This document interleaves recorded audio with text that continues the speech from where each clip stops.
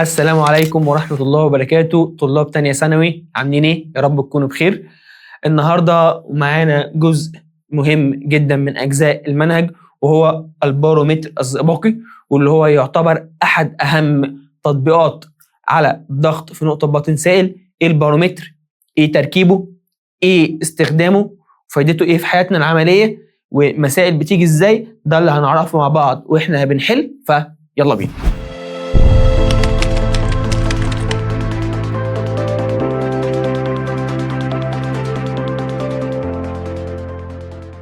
وهنبدأ مع بعض شرح البارومتر الزئبقي. زي ما قلنا في المقدمة، البارومتر الزئبقي هو أحد تطبيقات على الضغط في نقطة في باطن سائل.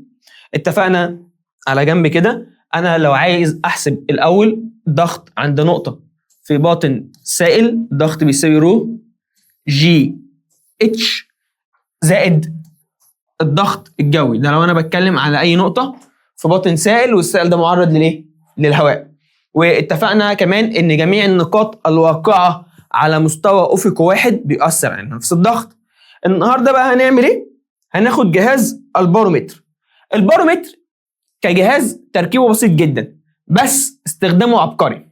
عمله عالم اسمه تورشيلي. تركيب الجهاز زي ما انت شايف، اناء شفاف من الزجاج، هحط فيه كمية مناسبة من الزئبق. الإناء ده معرض للضغط الجوي مكشوف، وهجيب أنبوبة كاملة طولها 1 متر. الأنبوبة دي هملأها تماما بالزئبق. هملأ الأنبوبة تماما لحد حفتها، مش هسيب أي هواء زئبق. طب بعد كده هنعمل إيه؟ هنبدأ الأنبوبة دي نميلها فين؟ أو نحط الفتحة بتاعتها فين؟ على سطح الإناء. تمام؟ اللي هيحصل، لقينا ان الزئبق بدأ ينزل تدريجيا. مرة واحدة تورشيلي لقى ايه؟ لقى ان ارتفاع عمود الزئبق جوه الانبوبة كان 76% متر، ولقى ان في جزء فراغ فوق. الجزء الفراغ ده سميناه بعد كده بفراغ تورشيلي، نسبة للعالم تورشيلي اللي عمل الجهاز.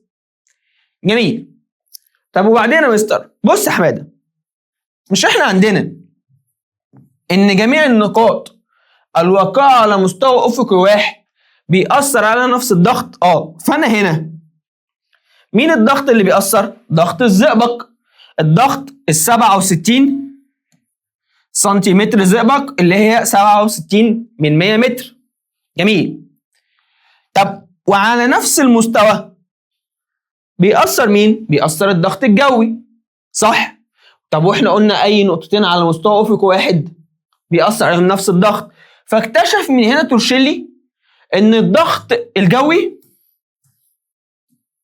بيعادل الضغط الناتج عن 7 او عن 76 سنتيمتر زئبق. يبقى هنا اكتشف ايه؟ اكتشف ان الضغط الجوي المعتاد عند مستوى سطح البحر بيعادل الضغط الناشئ عن مين؟ 76 سنتيمتر زئبق. ومن هنا نقدر نحسب الضغط مين؟ الجوي. ازاي يا مستر؟ لو رجعنا هنا، احنا هنا قلنا الضغط اللي بيعمله الزئبق هنحسبه منين؟ من رو جي اتش هيساوي الضغط الجوي. فانا لو معايا كثافة الزئبق ومعاك الارتفاع ب 76 سم اللي هو 76% متر، ومعاك عجلة الجاذبية، حاصل الضرب هيديك مين؟ الضغط الجوي المعتاد بوحدة الباسكال، اللي هو 1.13 في 10 أس 5.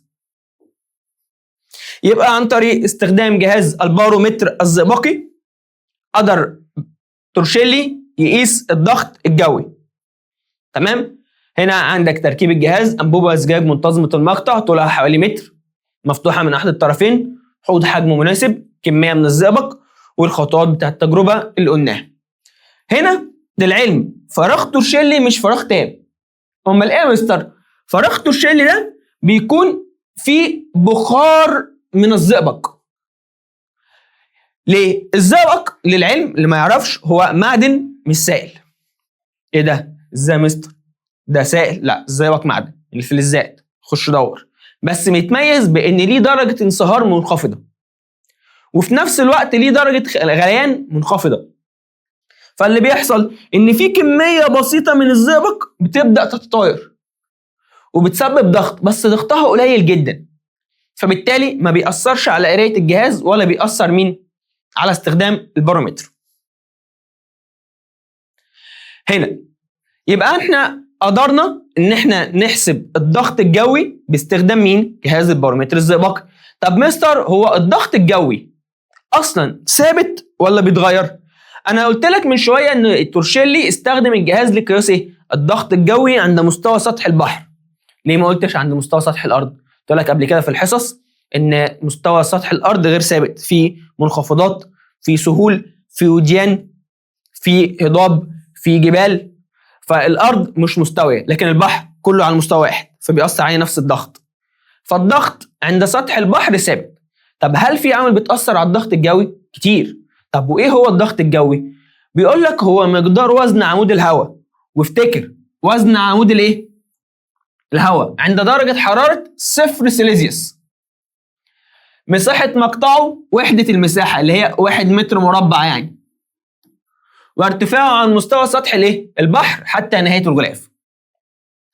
أو ضغط الهواء عند سطح البحر عند درجة حرارة 0 سيليزيوس ويكافئ ضغط عمود من الزئبق ارتفاعه 76 من 100 متر اللي هي 76 سنتيمتر زئبق. ليه يا مستر قلت ركز على وزن عمود الهواء؟ سؤال، هو الوزن ككمية ثابتة ولا متغيرة؟ والوزن غير الكتلة. الكتلة ثابتة، لكن الوزن كنت قايل لك قبل كده افتكر معايا الوزن W بيساوي الكتلة في عجلة الجاذبية الأرضية. أيوة، الكتلة ثابتة لكن عجلة الجاذبية الأرضية مش ثابتة. عندك كوكب الأرض هو مش دائري قوي، الأرض مسطحة عند القطبين، منبعجة عند خط الاستواء، يعني شكلها شبه بيضاوي كده. المسافة بين مركز الأرض وأي نقطة مش ثابتة، متغيرة، فعلى حسب بعد النقطة دي عن مركز الأرض تتغير عجلة الجاذبية، وكل ما ابعد أكتر عجلة الجاذبية بتقل. طب لو ارتفعت عن مستوى سطح البحر بقى بالارتفاع الأعلى عجلة الجاذبية هتقل، فالوزن هيقل. طب لو رجعنا للتعريف بتاعنا، هو الضغط الجوي؟ وزن عمود الهواء. طب لما ارتفع عن سطح الأرض الوزن قلنا هيقل، فوزن عمود الهواء هيقل، فالضغط هيقل. فبيقول لك من العوامل اللي يتوقف عليها الضغط الجوي أول حاجة الارتفاع عن سطح البحر. ازاي؟ قال لك كل الضغط الجوي كلما اتجهنا رأسيا لأعلى، كل ما ترتفع أعلى أو تطلع أعلى الضغط الجوي اللي بيحصل له بيقل بسبب نقص نقص وزن عمود الهواء وزيادة الارتفاع المسبب للضغط الجوي.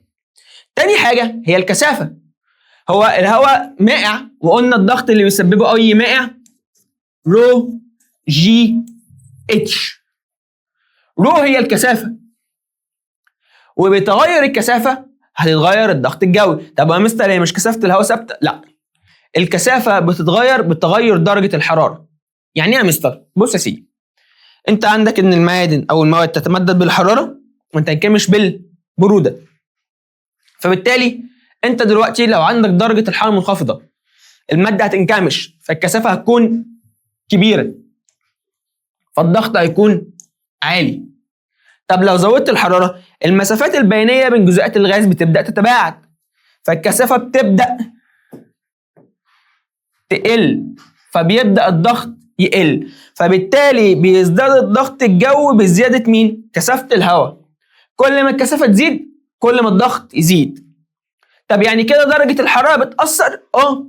بيقول لك كل الضغط الجوي بزيادة الحرارة. ليه؟ لأن بزيادة الحرارة بتقل الكثافة فبيقل الضغط. فالعلاقة ما بين درجة الحرارة والضغط الجوي علاقة عكسية. في الأماكن الحارة الضغط بيكون قليل، الاماكن البارده ضغط الهواء بيكون عالي فبيبقى سهل التنفس. عشان كده في ناس في الصيف مع الحر بيجي لها ايه؟ يجي تنفس، بيقول لك كده مش عارف اخد نفسي، الدنيا حر، الجو كاتمه. ليه؟ ضغط الهواء بيكون قليل فبيتصابوا بازمه في الصيف، مش عارف ياخد نفسه، الهواء قليل، في ناس بتتخنق بسرعه. فبالتالي ده مش شخص بيأفور، لا ده شخص بيعاني بسبب مشكله مين؟ انخفاض الضغط الجوي بسبب ارتفاع درجه الحراره. اخر عامل طبعا هي عجله الجاذبيه. عجله الجاذبيه مقدار بيأثر على مين؟ على الضغط الجوي. عجله الجاذبيه زي ما قلنا من شويه هي مش ثابته، باختلاف بعد النقطه عن مركز الارض، قلنا مش كل النقاط ليها نفس البعد، هيتغير عجله الجاذبيه، هتتغير بس مقدار ايه؟ صغير جدا طفيف. التغير في عجله الجاذبيه ده بيسبب ايه؟ بيسبب تغير في الضغط الجوي. مهما كان التغير ده بسيط، بس عجله الجاذبيه بتاثر على مقدار مين؟ الضغط الجوي. زي ما انا كاتب لك هنا، عجله الجاذبيه الارضيه يقل الضغط الجوي بنقص عجله الجاذبيه الارضيه، والتي تتاثر بموضع او الموضع على مين؟ سطح الارض. تتغير تغير طفيف باختلاف موضعها على سطح الارض. الارتفاع عن سطح البحر يكون تأثيره غير ملحوظ إلا إيه؟ على الارتفاعات الكبيرة، فكل ما أطلع أكبر أو الارتفاع يزيد أكتر العجلة الجاذبية تقل أكتر فالضغط يقل معاها. صعب الكلام؟ ده بالنسبة للعوامل اللي بتأثر على الضغط الجوي. طب الضغط ليه كام وحدة؟ لا، الضغط ليه وحدات كتير. قلنا من شوية قبل ما نرجع هنا إن الضغط الجوي المعتاد بوحدة الباسكال هو 1.13 من 1000 في 10 أس 5 باسكال. ده بيساوي ايه؟ ده بيساوي 1 ضغط جوي ATM اتموسفيريك، اللي هو الاتموسفير اللي هو الغلاف الجوي. 1 ATM ده 1 ضغط ايه؟ جوي. قلنا الضغط الجوي ده كمان بيساوي ايه؟ بيساوي الضغط الناشئ عن 76 سنتيمتر زئبق. فعملنا ايه؟ اخدنا ارتفاع عمود الزئبق كوحده للضغط الجوي، بمعنى ممكن اقول لك ان الضغط الجوي 75 سنتيمتر زئبق. فده معناه ايه؟ معناه ان الضغط في المكان ده بيعادل الضغط اللي بيعمله مين؟ 76 سنتيمتر زئبق، وده من استخدام البارومتر وهنعرف دلوقتي. فاصبحت الوحده الثانيه عندنا بعد الباسكال هي وحده السنتيمتر زئبق. زي ما هنشوف هنا عندنا وحده الباسكال اللي هي بتكافئ نيوتن لكل متر مربع، ووحده السنتيمتر زئبق دي من وحدات الضغط الجوي. الوحده الثانيه عندنا وحده اسمها بار. الواحد ضغط جوي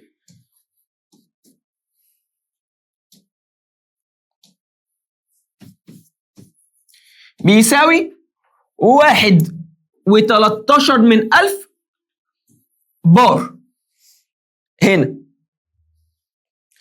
هنا عندك اهو، هنا عندك يا سيدي بار بتتكتب كده، ثانية بس، بي سمول او بي خفيفة صح، كتب كده بار عندنا دي. لو رجعنا هنا الواحد ضغط جوي قال لك بيساوي يا اما 76 سنتيمتر زئبق، يا اما 1.13 من 100 او من 1000 بار، او 1.13 من 1000 في 10 أس 5 باسكال. اخر وحده عندنا وحده اسمها الملي متر زئبق او تسمى التور، مشتقه من اسم تورشيلي. قال لك ان واحد ضغط جوي بيعدل الضغط الناشئ عن 760 ملم زئبق. اشمعنى مستر؟ يا ابني ما هي دلوقتي بالعقل كده السبعة او 76 سنتيمتر زئبق دي بتساوي ايه؟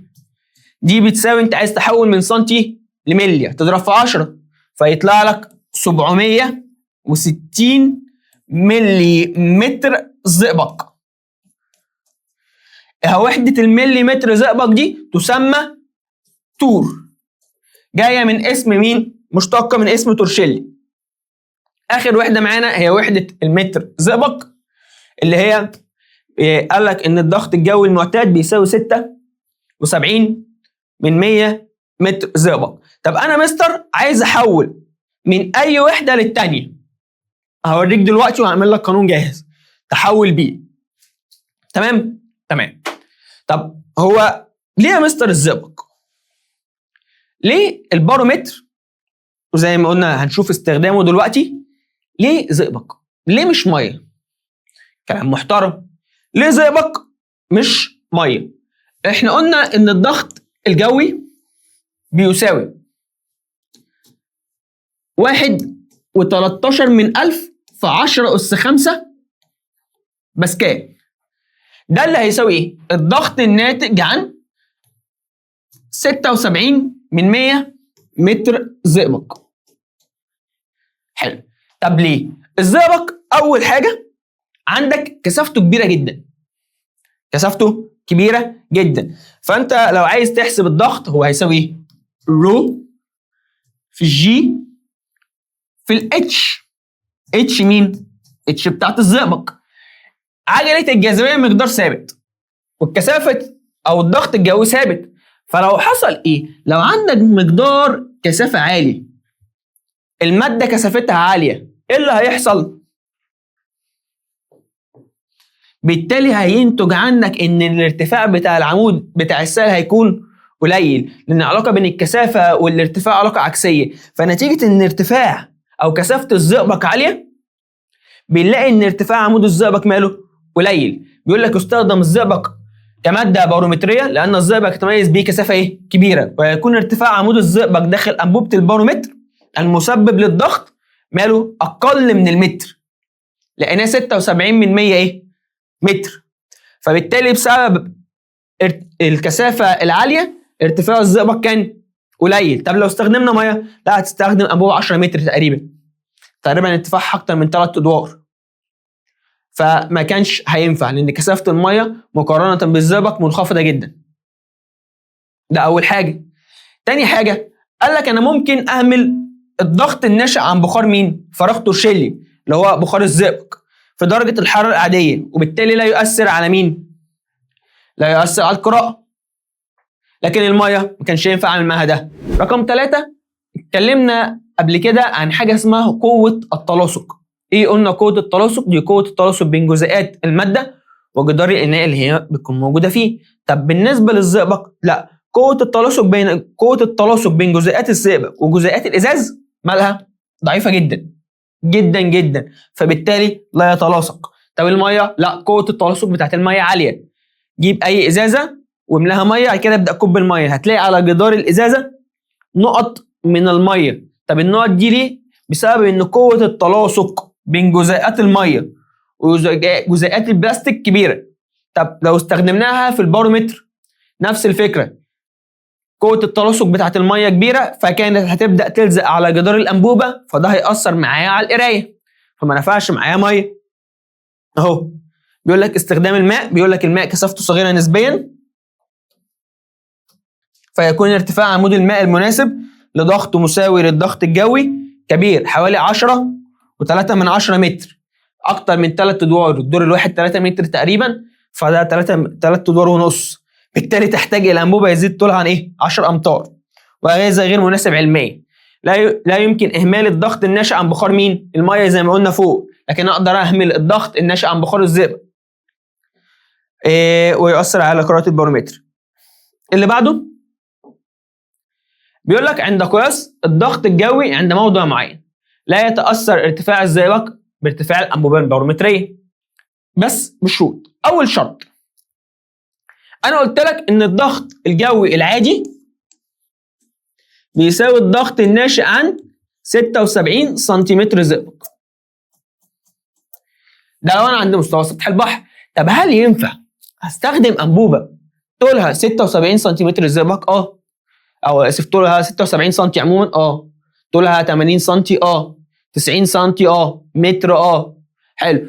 المهم إن ارتفاع الأنبوبة ما يكونش أقل من الضغط الجوي. فارتفاع الأنبوبة مش مهم، طول ما هو يا مساوي يا اكتر من الضغط الجوي. طب لو قل، بمعنى انا استخدمت انبوبه 70 سم وانا عند مستوى سطح البحر وارتفاع الزئبق المفروض يكون 76 سم، هل الانبوبه دي تنفع؟ لا، فلازم ارتفاع الانبوبه يكون مساوي اكبر من ارتفاع الضغط الجوي. بيقول لك هنا واحد، طول الانبوبه بشرط ان يكون الارتفاع الرأسي للانبوبه فوق مستوى السطح الخاص لمين؟ للزئبق في الحوض او اقل من قيمه الضغط الجوي.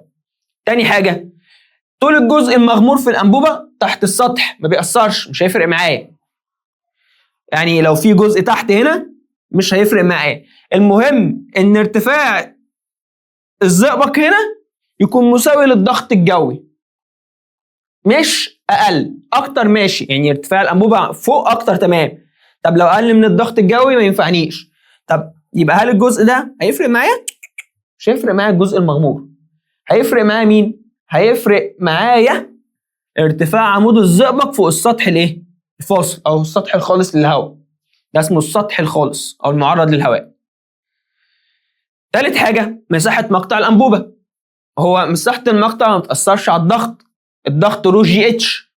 هل مساحه المقطع لها علاقه؟ لا.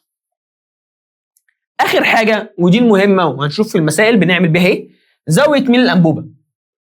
لو الانبوبه مايله مش هيفرق معايا، بس بشرط واحد، ان يكون الارتفاع الرأسي للانبوبه فهو كمستوى السطح الخالص. تاني ايه السطح الخالص؟ ده السطح الخالص، السطح المعرض للهواء في الحوض اقل من الضغط الايه؟ الجوي. مش هيفرق معايا ارتفاع زاويه الميل، بس بشرط ان الارتفاع الرأسي ما يكونش اقل من الضغط الجوي المعتاد. بمعنى انا دلوقتي فين الانبوبه دي مايله، فين الارتفاع الرأسي؟ ده الارتفاع الرأسي. لو انا عند مستوى سطح البحر ما يكونش الارتفاع الرأسي ده اقل من 76 سنتيمتر زئبق. طب لو الارتفاع ده اقل، لا، يبقى هنا الانبوبه دي مش شغاله. لازم الارتفاع يكون مساوي للضغط الجوي. اقل، لا، الميل هيأثر معايا. حجم فراغ تورشيلي ما يشغلنيش، المهم عندي ان ارتفاع الزئبق يكون مساوي للضغط الجوي. بيقول لك ويرجع ذلك لان ارتفاع عمود الزئبق في الانبوبه البارومتر فوق سطح الزئبق في الحوض يتوقف على قيمه الضغط الجوي فقط. طبعا العلاقه بي ايه؟ بتساوي رو زئبق في جي في الاتش. طب مستر، هو ينفع ما يكونش فيه فراغ تورشيلي؟ امتى؟ لو انا دلوقتي جبت انبوبه ارتفاعها 76 سم والضغط الجوي مساوي للضغط او قيمته 76 سم، فارتفاع الزئبق هيكون قد ارتفاع الانبوبه، صح؟ ده 76 وده 76. يبقى هل بالتالي هيكون في فراغ؟ لا. يبقى لو ارتفاع الانبوبه مساوي لقيمه الضغط الجوي بوحده السنتيمتر زئبق لا يوجد فراغ تورشيلي. طب لو انا قيمه الضغط عندي 76 والانبوبه طولها 70، ارتفاع الانبوبه اصلا اقل من قيمه الضغط الجوي، صح يا مستر؟ صح. فبالتالي هل في فراغ؟ لا. فبرضه هنا مش هيكون في فراغ تورشيلي لو ارتفاع الانبوبه اقل من الضغط الجوي. بيقول لك يختفي فراغ تورشيلي في الانبوبه المتريه عندما يكون ارتفاع الانبوبه الرأسي بالسنتيمتر عن سطح الزئبق في الحوض اقل من او يساوي قيمه الضغط الجوي. يبقى لو ارتفاع الانبوبه اقل او يساوي الضغط الجوي مفيش فراغ تورشيلي. تمام؟ ده بالنسبه لمين؟ بالنسبه ليه استخدمنا الزئبق وبعض الحاجات المهمه اللي باخدها وانا باخد مين؟ القراءات. طب مستر، انا هستخدم البارومتر الزئبقي في ايه؟ الاستخدام.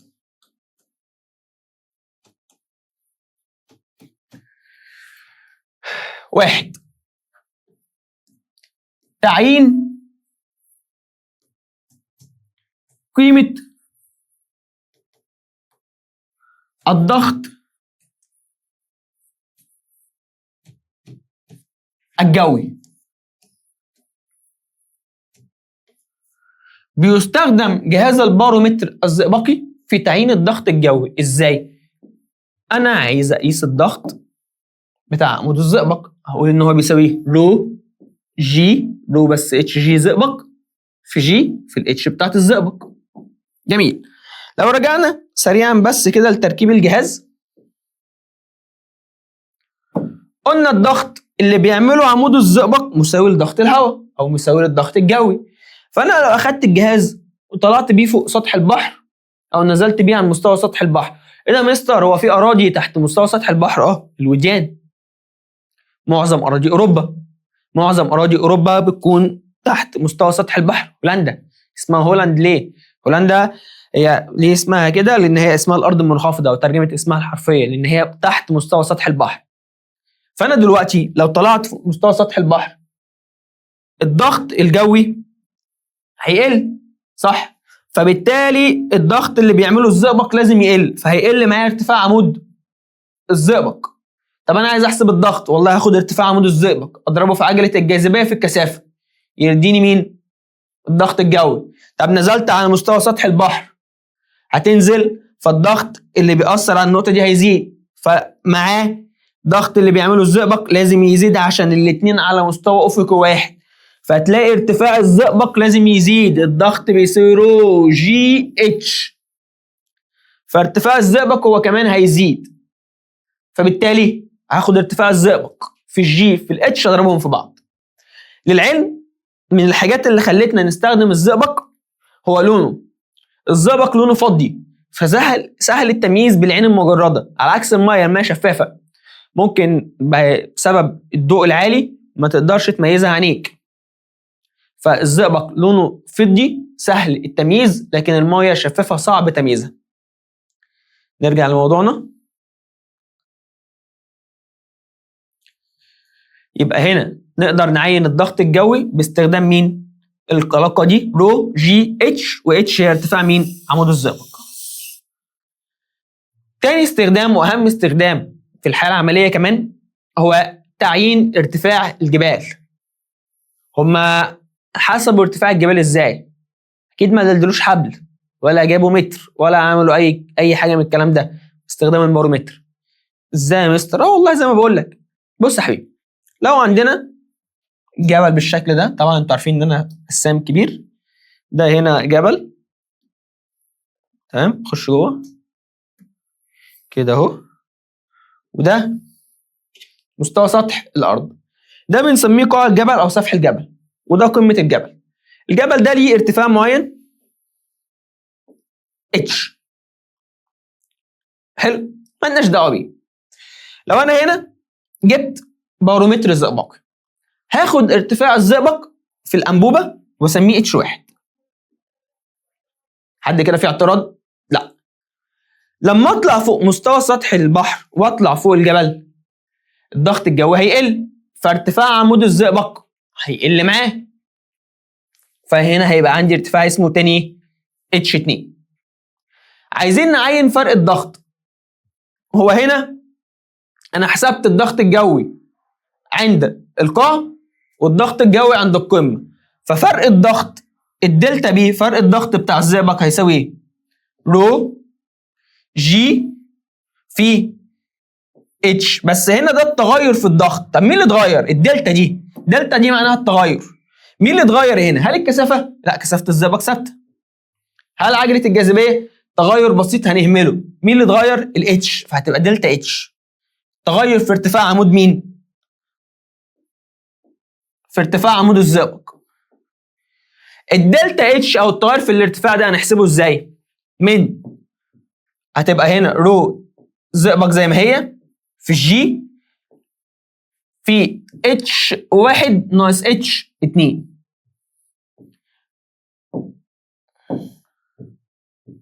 ده ارتفاع الزئبق فين؟ عند قمة الجبل، وهنا عند القاع. طب حلو. التغير في ضغط الزئبق هو التغير في الضغط الجوي اللي هفكه ليه؟ لرو هواء في جي في مين؟ دلتا اتش. دلتا اتش بتاعت مين؟ عمود الهواء. مش التغير اللي حصل في ارتفاع عمود الهواء هو ارتفاع الجبل؟ ما انا مثلا طلعت بمقدار 1000 متر، جبل صغير، فهنا ارتفاع عمود الهواء اتغير بمقدار كام؟ 1000 متر. فالدلتا اتش هي مين؟ اتش بتاعت الجبل. الجي عجلة الجاذبية تروح مع الجي عجلة الجاذبية، يبقى لك ايه القانون؟ ان رو هواء في اتش جبل، القانون ده مهم، بتساوي رو بتاعت الزئبق في اتش واحد اللي هي ارتفاع عمود الزئبق عند قاعدة الجبل او عند مستوى سطح البحر او سفح الجبل، ناقص اتش 2 اللي هي ارتفاع عمود الزئبق عند قمة الجبل. القانون ده مهم، نحسب بيه ارتفاع مبنى، ارتفاع جبل، ارتفاع برج، ارتفاع اي حاجة. تمام؟ ودي الطريقة اللي قاسوا بيها ارتفاع الجبال. القانون ده مهم. كده خلصنا الجزء النظري الخاص بالشرح، هنبدأ بجزء الأسئلة ويلا بينا. ورجعنا مع بعض وهنبدأ الأسئلة. أول سؤال معانا بيتكلم ازاي هحول من وحدات الضغط المختلفة. بيقول لك إذا كان ضغط غاز محبوس هو 152 سنتيمتر زئبق، فأن الضغط بوحدة البار هو هل 1.13 من 1000، 2 و26 من 1000، ولا 3.39 من 1000، ولا 4.52 من 1000؟ محدش يكون حافظ ويقول لي يا مستر هختار ألف 1.13 من 1000. تمام، كويس ان انت عارف ان الضغط الجوي المعتاد ب 1.13 من 1000. انا مش هقول لك ان انت غلط، بس ده لما يكون الضغط الجوي العادي. هل ده الضغط الجوي العادي؟ لا، هو الضغط الجوي العادي ب 76 سنتيمتر. هل ده ب 76 سنتيمتر؟ لا. فده المفروض الرقم اللي هيطلع يكون اكبر من الضغط الجوي العادي او المعتاد اللي هو ألف. طب احول ازاي؟ بيقول لك عشان تحول قانون المقدار المراد تحويله. انا عايز احول كام؟ 152 سنتيمتر زئبق في الضغط الجوي بالوحدة المطلوبة. انا عايز احول لوحدة الايه؟ البار. طب الضغط بوحدة البار ب1.13 من 1000 على الضغط الجوي بالوحدة المحول منها. انت محول من ايه؟ من سنتيمتر زئبق. طب الضغط الجوي بوحدة السنتيمتر زئبق كام؟ 76 سنتيمتر زئبق. تمسك آلتك تطلع لك الإجابة ب اللي هي 2.26 من 1000. يبقى بشوف المقدار اللي أنا عايز أحوله في الضغط الجوي بالوحدة المطلوبة. شوف أنت عايز تحول لوحدة إيه؟ تضرب في الضغط الجوي بقيمتها على الضغط الجوي بالوحدة المحول منها. فأنت كده حضرتك المطلوب منك إن أنت تكون حافظ مقدار الضغط الجوي. تمام؟ تمام. السؤال اللي جاي برضو على التحويل. إذا كان ضغط سائل عند نقطة في باطنه هو 1000 طور، فأن مقدار هذا الضغط بالوحدة الباسكال. أنا عايز أحول من طول لباسكال. والله الضغط المقدار اللي عندي 1000 طور، عايز أحوله لباسكال. الضغط الجوي بوحدة الباسكال كام؟ 1.13 من 1000 في 10⁵ على الضغط الجوي بوحدة الطور. الطور اللي هي وحدة المليمتر زئبق. فالضغط الجوي بوحدة المليمتر زئبق اللي هي الطور ب 760. امسك آلتك واحسبها، هتطلع لك 1.33 في 10⁵. طب مستر مش هي 1.13 من 1000؟ يا حبيبي ده رقم أكبر من الضغط الجوي.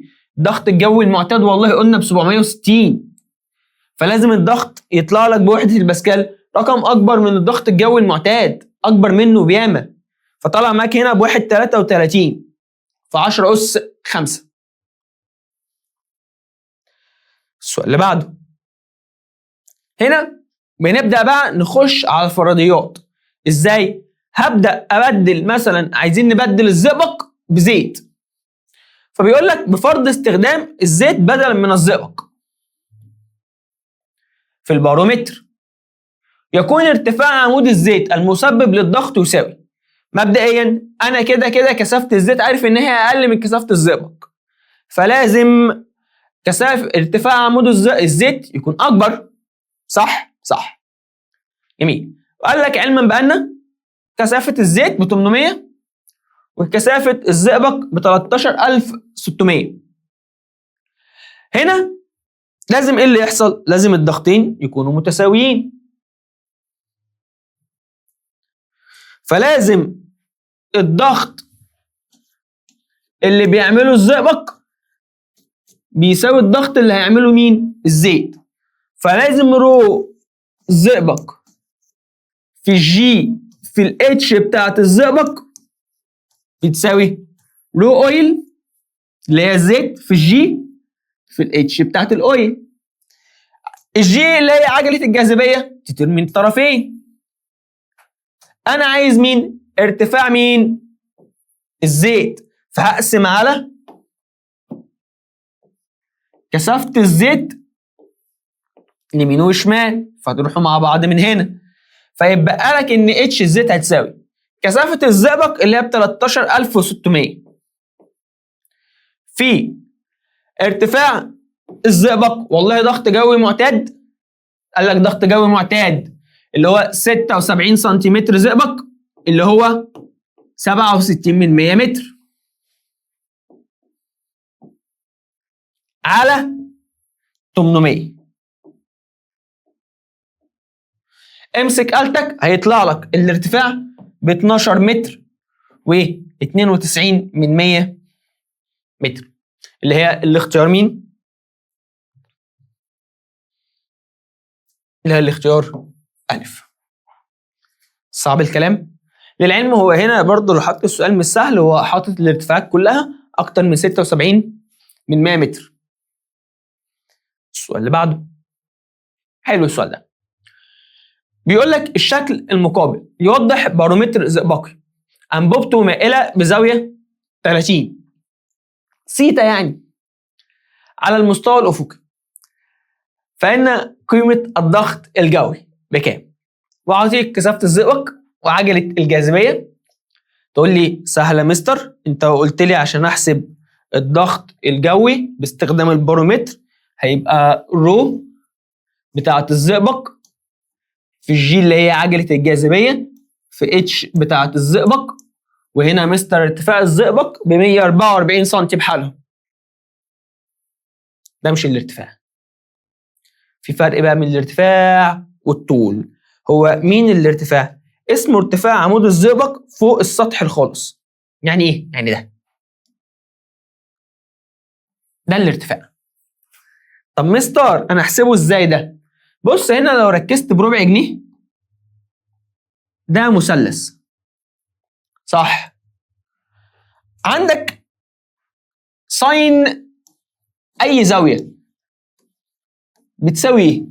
ساين اي زاويه بتساوي مقابل اللي هو الارتفاع على الوتر صح؟ فهنا مين المقابل؟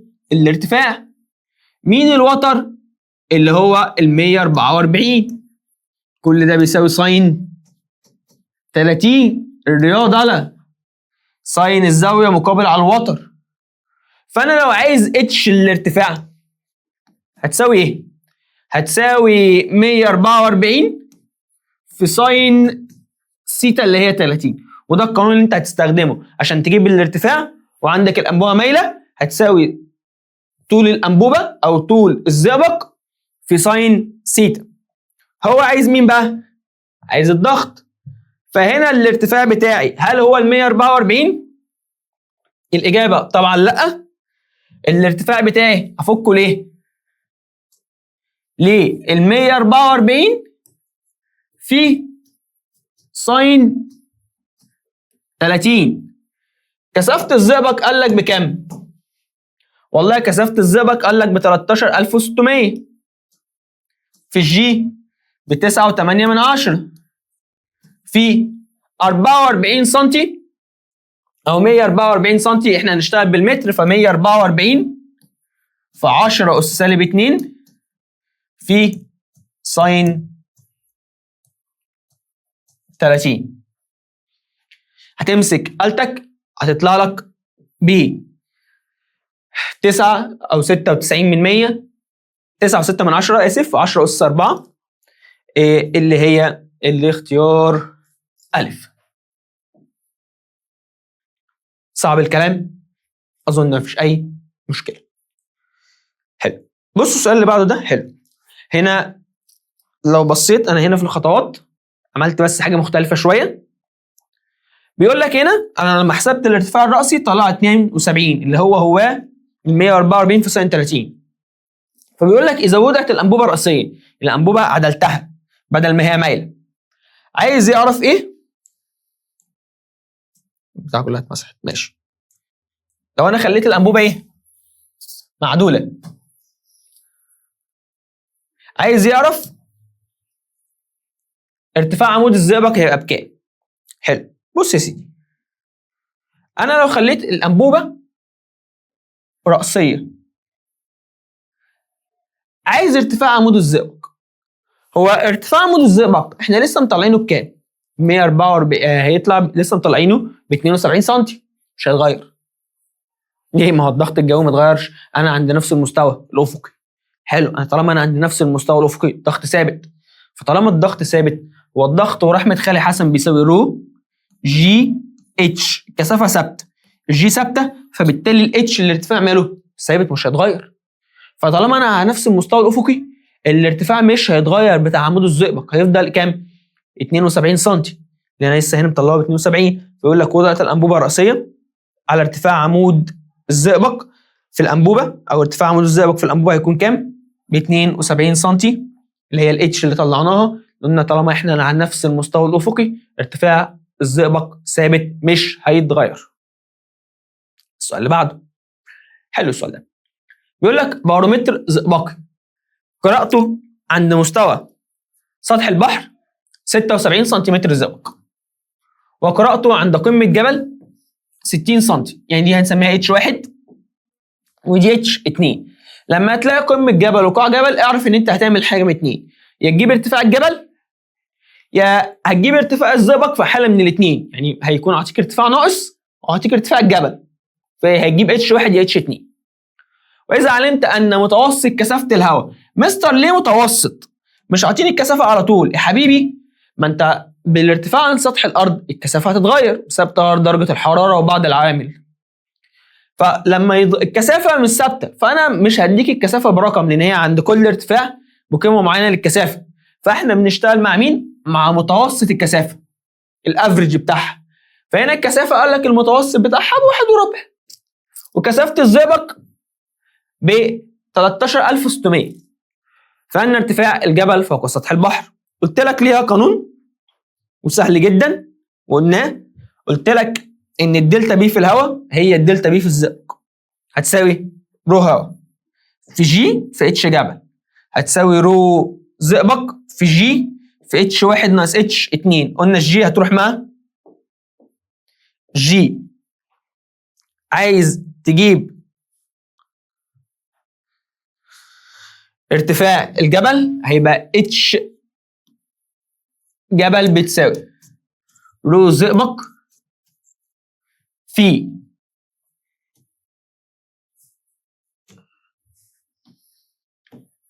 H2 او خليها H1 عشان H1 هي الاكبر طبعا، ناقص H2 على رو هواء.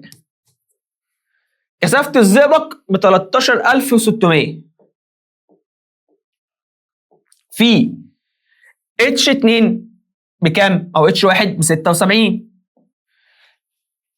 هتحولها لمتر فتبقى 76 من 100 ناقص 60 سنتي، اللي هي او هقول لك حاجه حلوه، سيب الاتنين بوحدة ال100 سنتي ناقص 60، وهتضرب القوس كله في 10 أس سالب ايه؟ 2. ده معناه ان الاتنين هيتحولوا للمتر، او الناتج اللي هيطلع لي منهم هيتحول للمتر، على رو هوا اللي قال لك اللي هي متوسطها بواحد وايه؟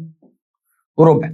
تمسك آلتك اللذيذه هيطلع لك الارتفاع بتاع الجبل بواحد او 1700 41 متر. ده جبل صغير خالص كوتشي. بيقول لك هنا ايه بقى؟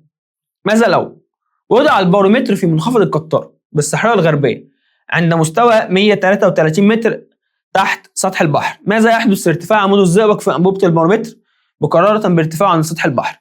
أنا لما أنزل عن مستوى سطح البحر الضغط الجوي هيزيد. طب عشان الزئبق يعادل الزيادة في الضغط الجوي لازم ارتفاع عمود الزئبق ايه اللي يحصل له؟ ارتفاع عمود الزئبق ايه اللي يحصل له؟ عشان الضغط الجوي يزيد. عشان الضغط الجوي يزيد او عشان الزئبق يعادل زيادة الضغط الجوي لازم ارتفاع عمود الزئبق يزيد عشان الأقطار ضيقة، فارتفاع عمود الزئبق هيزداد.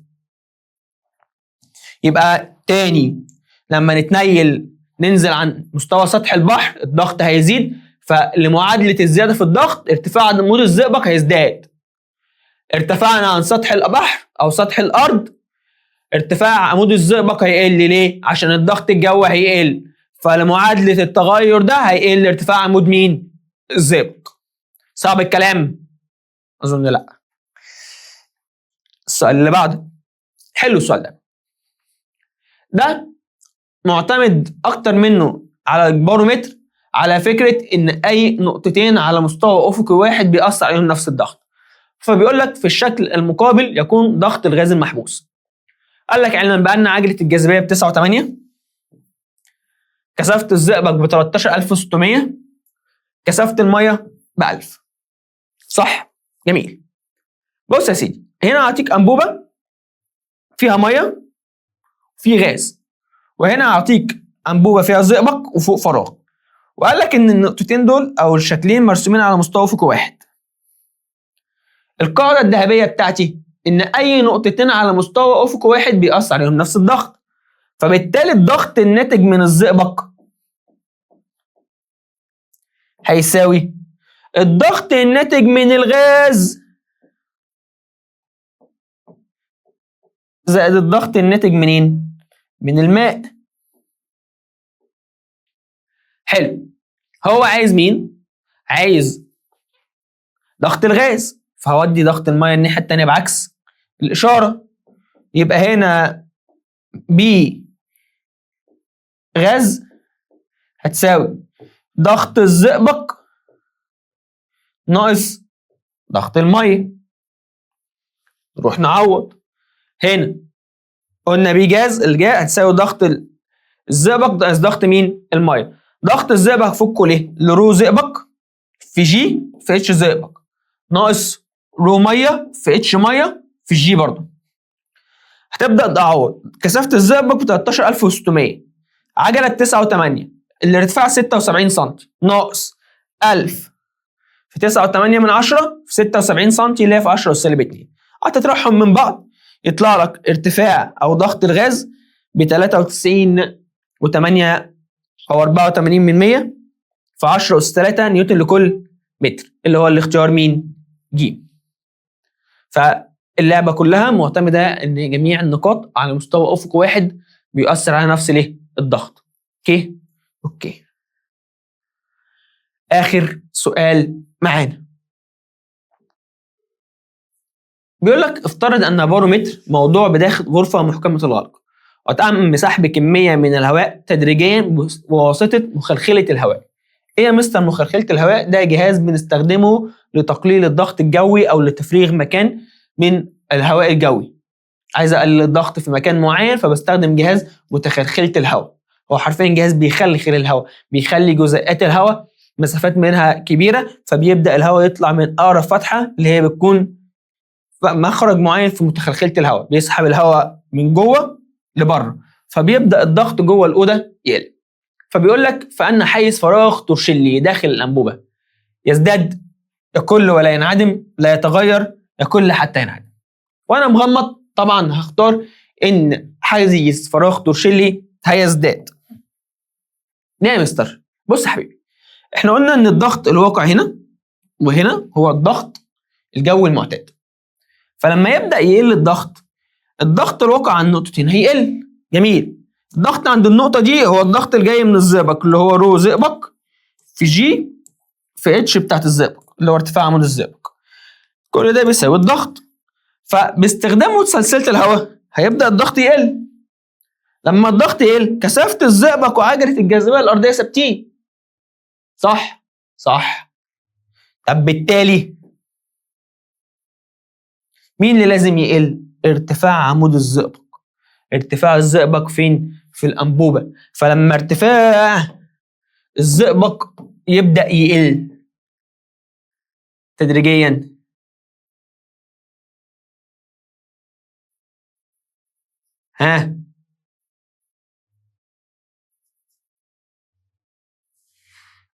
فراغ تورشيلي هيبدأ يزيد، فهيزداد هنا حيز فراغ تورشيلي. وده كان آخر سؤال معانا، ورب أكون فدتكم، والسلام عليكم ورحمة الله وبركاته. سلام.